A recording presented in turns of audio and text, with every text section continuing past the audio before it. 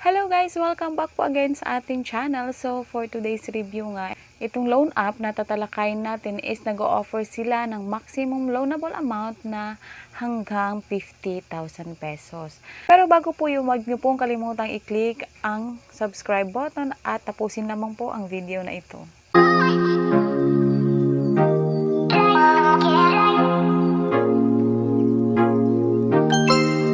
So, ito na nga guys, yung tatalakayin po natin is about kay PeraU Bag loan up to 100,000 pesos daw under kay Got It Lending Incorporated. So, I don't know kung bago siya, pero mataas po talaga yung kanyang rate na 4.6.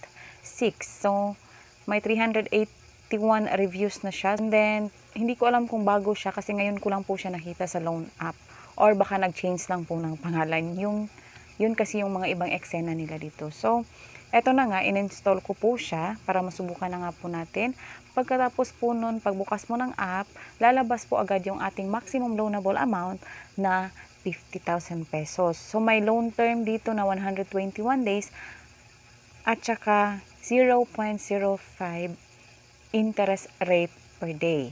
So, eto na naman po tayo, diba? Susubukan pa rin po natin. So, click no lang po natin yung apply. And then, eto na nga, ilalagay po natin yung ating valid number, active number. Kasi nga po, mag-send po sila ng OTP dito. And then, click nyo lang po yung I agree dito sa baba. And then, sign in tayo.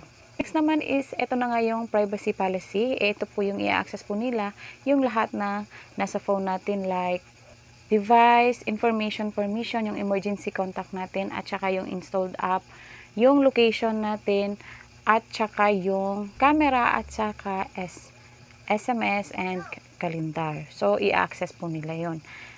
Next is, may lalabas po na ganito. Click nyo lang po yung allow. And then, ito na nga po yung mga recommended na IDs na kailangan nila. So, ito yung mga primaries ID na kailangan nila. Pero, piliin nyo lang po yung kung anong IDs meron kayo doon. And then, picturean po natin yun at i-upload. Automatic pong lalabas dito yung name natin, yung birthday natin, at saka yung ID number natin. And then, facial recognition agad-agad. Pagkatapos ng facial recognition is ito na naman pong identity information. Ito yung mga basic information na kailangan talaga. Yung mga name, address, yung work information mo, syempre kailangan po yun. And then dito sa emergency contact nila, kailangan po nila ng 5 person, which is galing dun sa contacts natin. And then, withdrawal information, agad-agad. Dito, pwede yung e-wallet na GCash, Coins, Paymaya, Maya na yun ngayon, and GrabPay at saka Shopee wallet. Of course, yung pinili po natin is yung mas mabilis, si GCash or Paymaya, yung meron po tayo. And then, dito guys, siguraduhin lamang pong magkatugma po yung information natin na in-apply dito at saka dun sa maaaring pagsendan ng pera. Like yung contact number na nilagay natin sa pag-apply dito, dapat ganun din po yung account number na ilalagay natin dun sa e-wallet na gagamitin natin. So, yun na nga, yung pinili ko kanina is si GCash. So, kanina guys, yung maximum loanable amount natin is 50,000.